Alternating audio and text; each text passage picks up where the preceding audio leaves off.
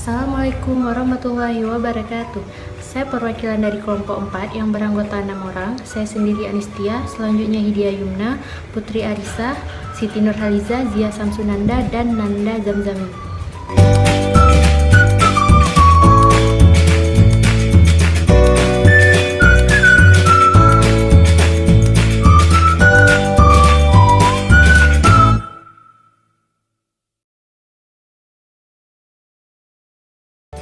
Saya akan mempresentasikan materi dengan judul Kebijakan dan Peraturan Pemerintah Terkait Konservasi. Yang pertama, kebijakan konservasi di tingkatan pusat. Dalam Undang-Undang Kehutanan Nomor 41 Tahun 1990 disebutkan bahwa peraturan konservasi masih merupakan wewenang penuh pemerintah pusat. Peraturan ini menunjukkan secara jelas bahwa belum terjadi desentralisasi di bidang konservasi. Padahal banyak inisiatif di tingkat kabupaten dan masyarakat yang dapat melengkapi peraturan konservasi. Pengelolaan sentralistik diperpanjang oleh proses perencanaan, penetapan kawasan pelindungan perencanaan, dan berbagai kegiatan lainnya yang berkaitan dengan pengelolaan kawasan konservasi yang seringkali dikembangkan secara tidak transparan oleh pemerintah pusat. Yang kedua, kebijakan konservasi di tingkatan daerah. Potensi peran daerah perlu dipahami, karena secara de facto, kawasan-kawasan yang ditetapkan dengan fungsi konservasi dan juga fungsi lainnya seperti produksi dan lindung berada di wilayah administrasi daerah. Orang di tingkat daerah sangat memahami kondisi aktual dan kebutuhan bagi pengelolaan yang terbaik. Kebijakan konservasi di tingkatan desa. Masyarakat hanya dilibatkan sebagai peserta untuk diberikan dan penyuluhan mengenai observasi. Masyarakat di sekitar kawasan konservasi masih kurang dilibatkan dalam pengelolaan bersama kawasan konservasi, bahwa dianggap sebagai musuh yang selalu meramban kawasan. Oleh karenanya, ada asumsi harus diberi pendidikan dan penyuluhan mengenai konservasi. Pola insentif yang dikembangkan untuk pengelolaan bersama tidak jelas arah dan tujuannya.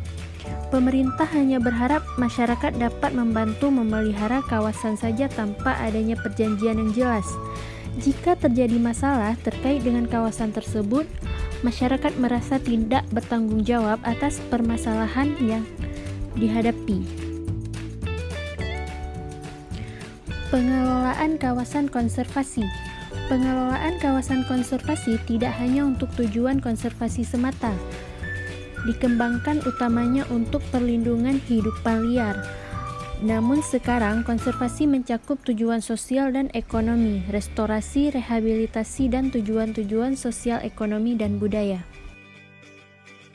Pengelolaan kawasan konservasi melalui kearifan lokal.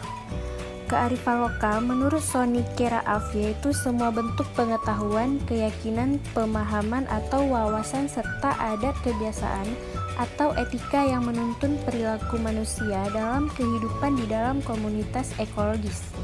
Kearifan lokal yang dikemukakan oleh Wiratno dan lainnya yaitu kearifan lokal merupakan sistem pengetahuan setempat yang diperoleh dari interaksi manusia dengan lingkungan serta seluruh aspek kebudayaannya.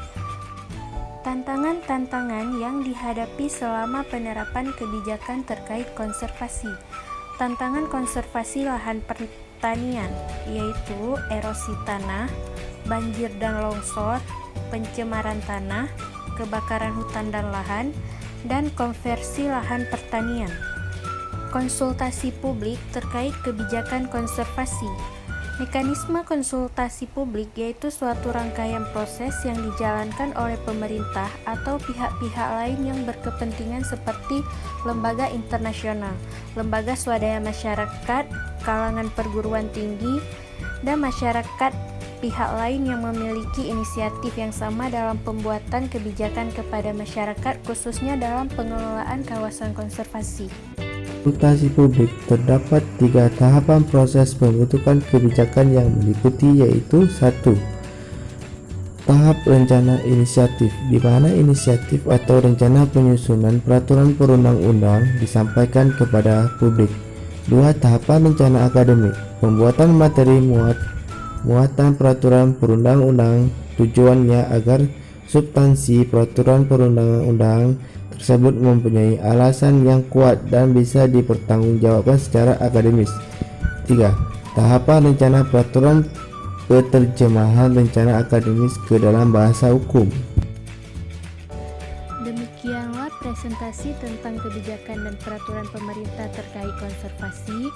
Lebih dan kurang, saya mohon maaf. Assalamualaikum warahmatullahi wabarakatuh.